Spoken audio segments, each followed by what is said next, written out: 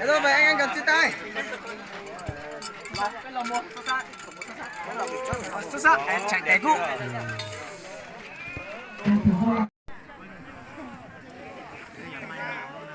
Một được chưa nhá. Chuẩn vào.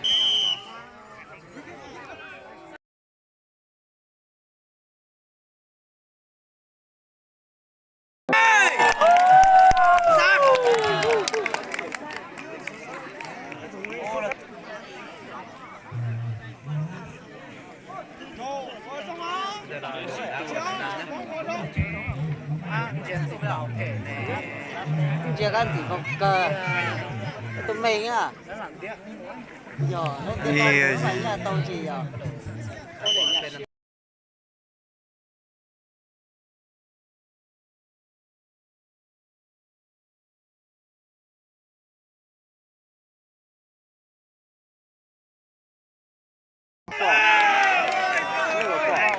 ngoài xuống vào á ngoài hết Chốt thì cũng lô xuống bên đi nè.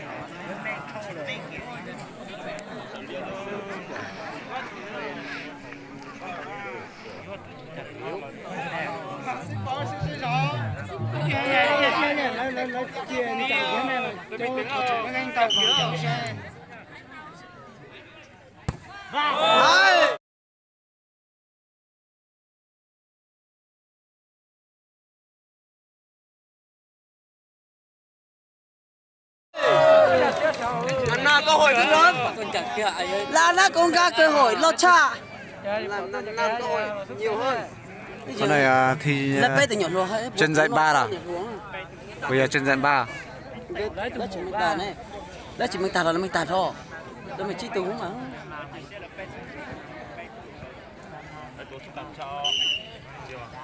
vào.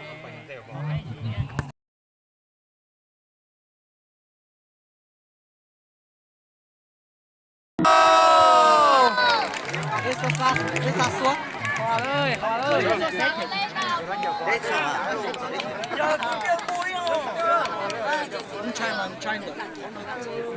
cố lên cố lên ôi nhiều mày mày nè mình nói mày tốt Chưa. Cố lên. Vào.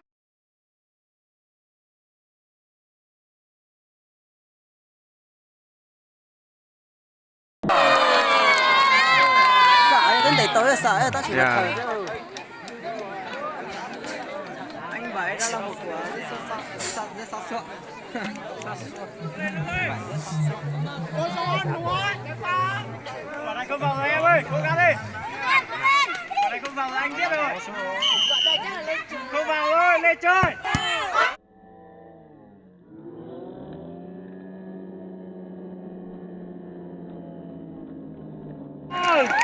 thế này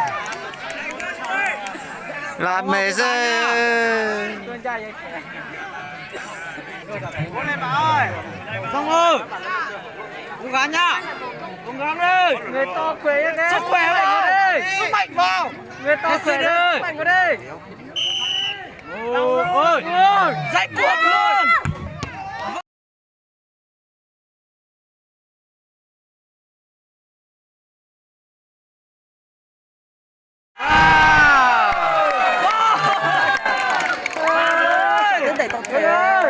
Tại sao lại như này? đến đây tốt thể Để kênh cười ha. còn đấy cái lọc bót thì ta sẽ chạy nó đi nè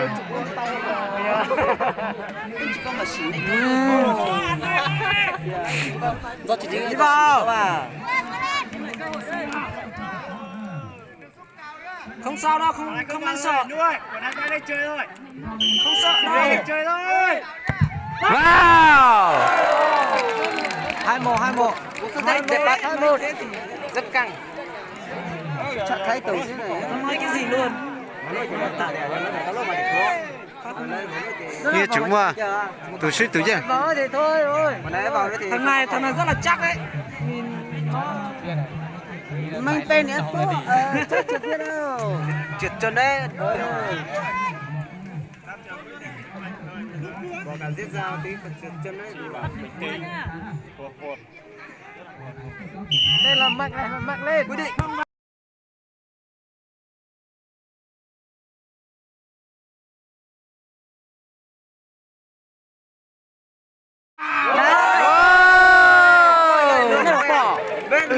Bên bỏ đâu mà rồi. chào cô gái nha. Năm đã có lợi thế. Con gái lên, nặng đây. Nó hòa đâu. Nó hòa. Hòa số lại. Cố lên. Con cái nha, chạy nha. Bóng vào quả này đấy. Thằng này mà chưa thì thôi. Coi cho em. Xin lực kìa, nó chống cho đủ ra. Cho nó Con gái nha. cho Huế cho hát tàu luôn mà. Ôi à.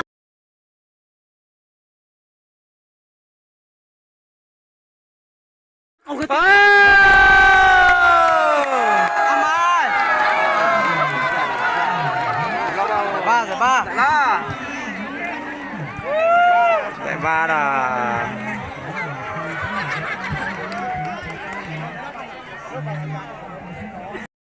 có mấy thằng con gái mấy thằng lùn con lọt đó lên chỗ xe hả? Nè chủ ơi tao nói bao lùn con lọt đi bắt tuốt tè trong xe à?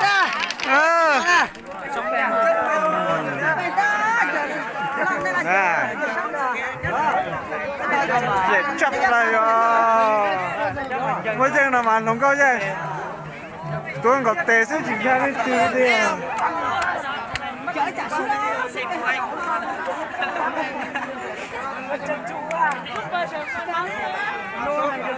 Sao mày bắt như thế? Lúc ba vào mấy một quả rồi.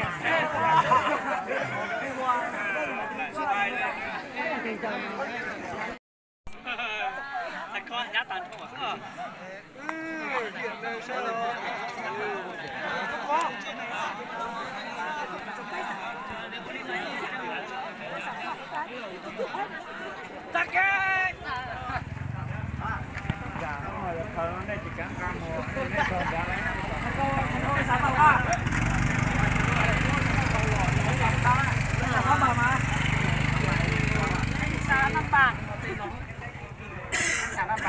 Này, ai sao bạn này? Sao bạn chứ? Ai sao bạn? Sao bạn là tích mình nhỉ? Tích.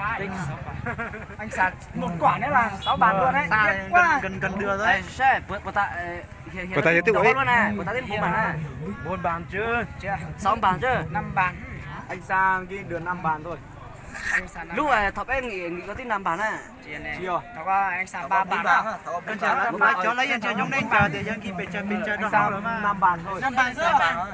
Cái lia. Rồi giờ đi mà. Chưa chán đấy. Rồi giờ đi mà. Ôi nhà can chờ hết thế, can chờ hết thế. Coi can tay can có đồng chia nữa. Thật đẹp. Này mà con. Một tháng này đây cho chúng ta. Sao vậy nhỉ? Thế thùng chỉ nhìn lộ thế mà. Một chỉ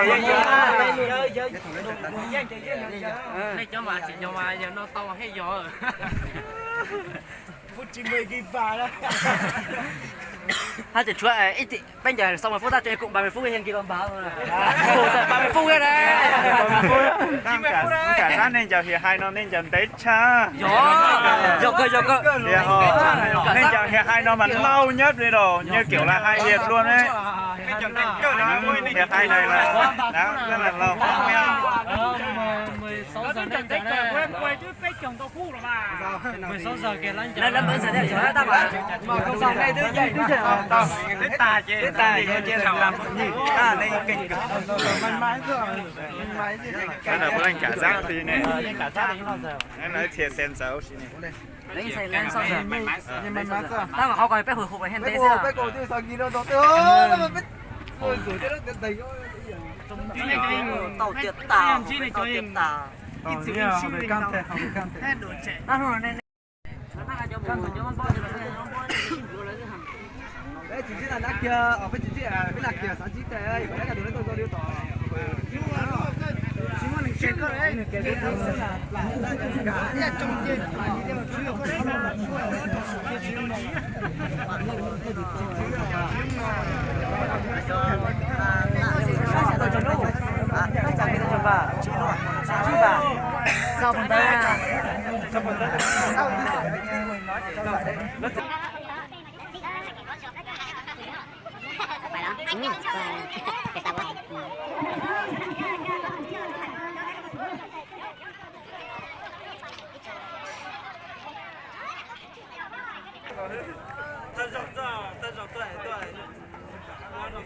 Pan này pa riêng ấy xong nào.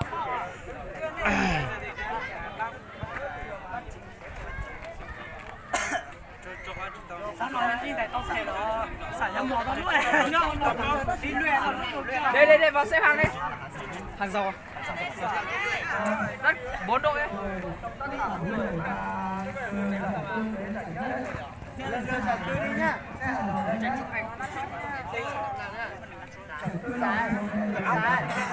Sai. Theo em thì xếp ở dưới này để lên từng đường được.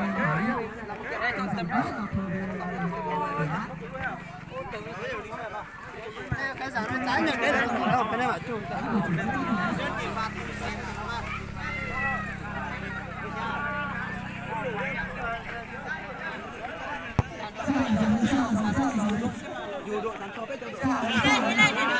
Thân lên cao đây. Thân lên cao đây. Ai thân lên trên này đây.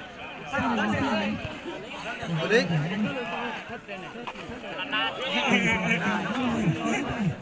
Cao đây.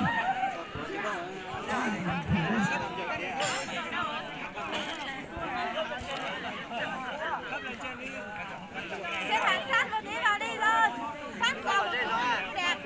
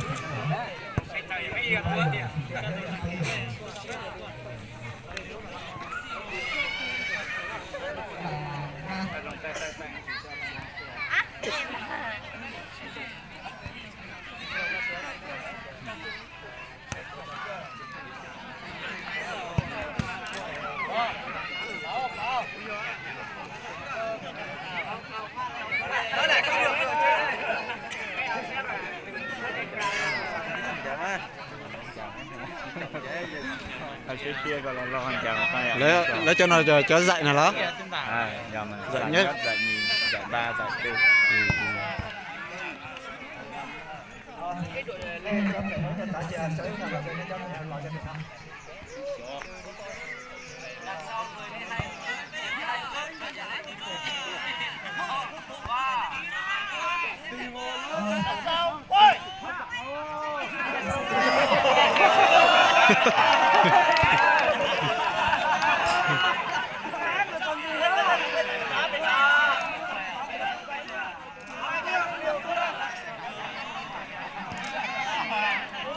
Sai rồi trong này nên tôi tận nó chỉ bỏ.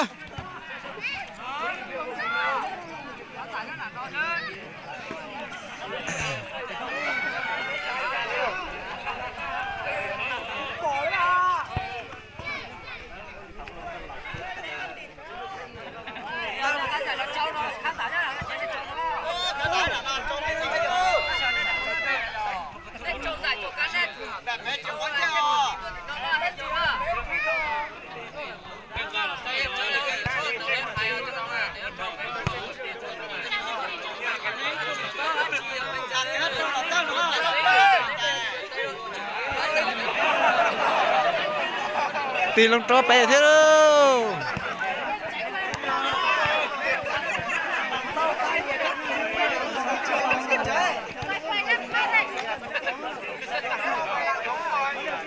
Chị lấy là do đại phế thì nó không nói đại phế là tỷ số điện tôi học thì phải tổng chú hấp của đấy không ăn á. từ người ta thì cho nó thế nha rồi đấy tôi sẽ ta đi ồ giải tim bước đi lên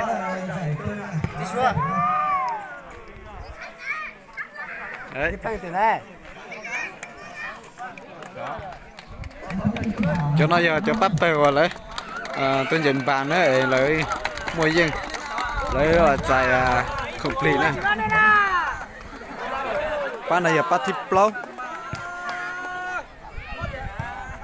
bạn này giờ bắt thịt plau ok bắt plau nè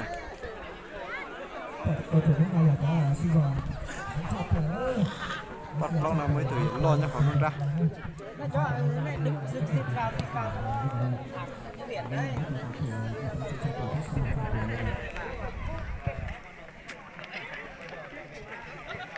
bạn nào giờ bắt riêng thịt plau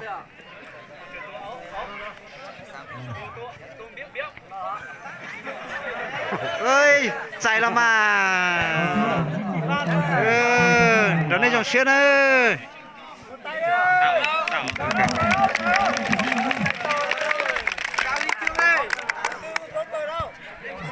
bạn được thằng nào giờ bắt thi p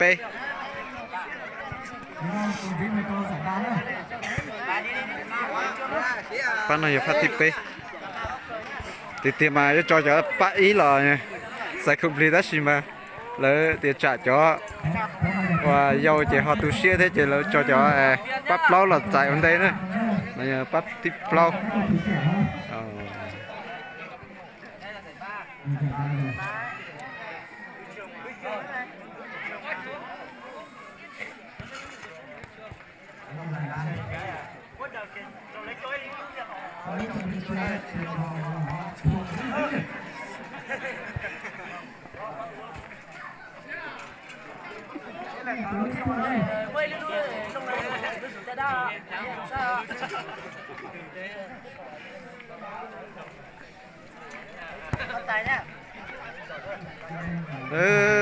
tao ký cút cho lại nè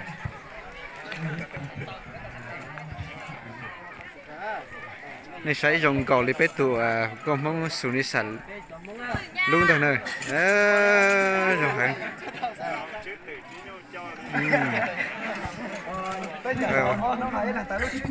cái này tới là ký cút cho nữa nhưng mà cho tới này cho sao còn tới nữa nên mà cá kia cá cho xí nó phải cho xí nữa cái này tới được cái cú cho này bắt nào vậy ba thịt bé vậy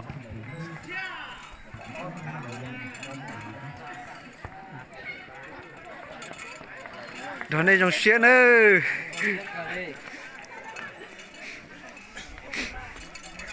chứ nào cũng nói vậy nói hết rồi đó chỉ lo hành dân rồi cho khăn nắp cả mắt càng lấy là mua cục ly cho huấn luyện viên cá gì không gì nữa đây là huấn luyện viên nhá còn bắt tay nào ok con này nè đây nó này nhìn đây nhá rồi ok 1 2 3 2 ok ok chơi tí tú nè ta đâu cho giải phán chị 1 2 nhìn đây 1 2 3 tí chụp dùng gì này giờ bắt thịt o dùng gì này giờ bắt những thịt o nữa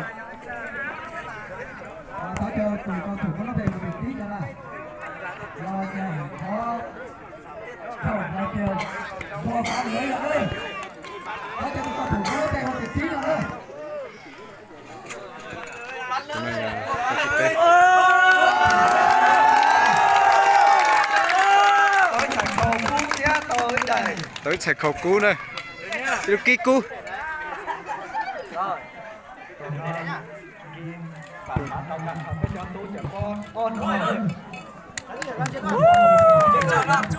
đừng bớt thế sao mà chơi đừng bớt thế sao đây mà chút gì chả bỏ tan ra rồi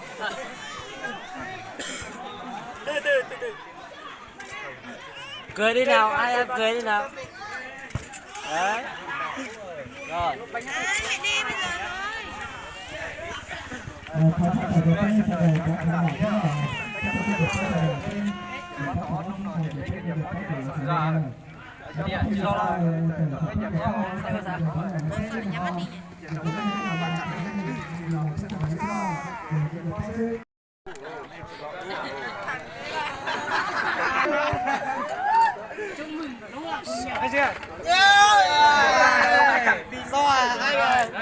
lỗi rồi tí rồi lỗi hết rồi hai cái anh tí chụp lại sau đi tí lỗi rồi lấy điện thoại chụp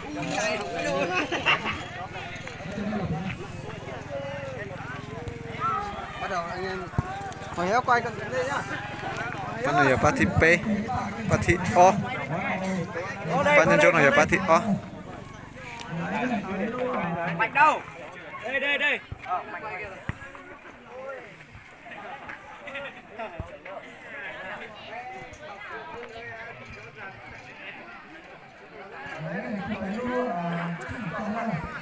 rồi cô tới lúc kích cu thế nữa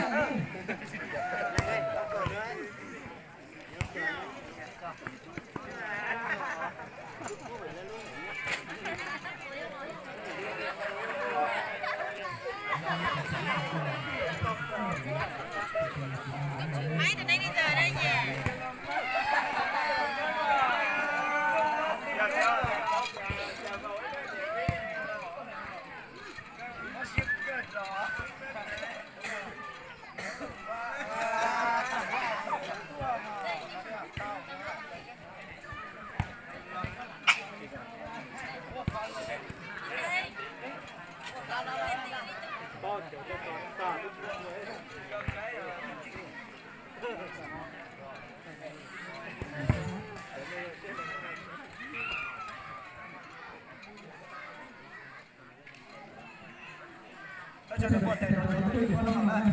sao đến bớt thế rồi lấy đâu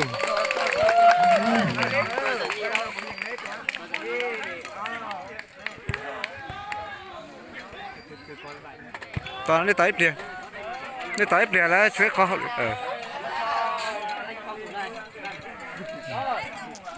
ok tao chơi đây là tao 1 2 rồi đây chúng ta chỉ to Chú là áp đái xuống là bố.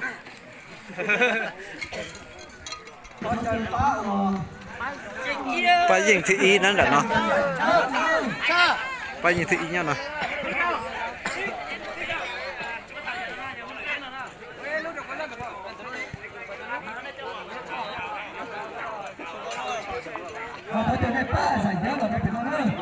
Giải nhất.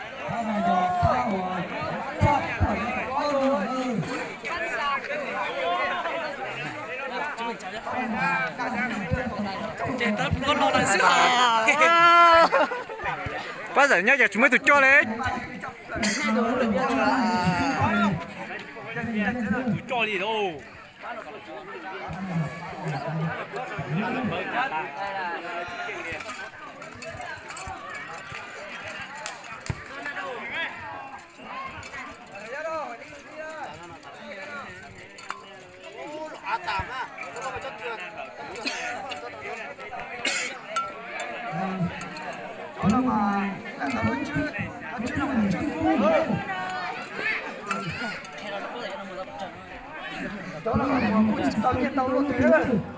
tao chỉ ót thùng nhau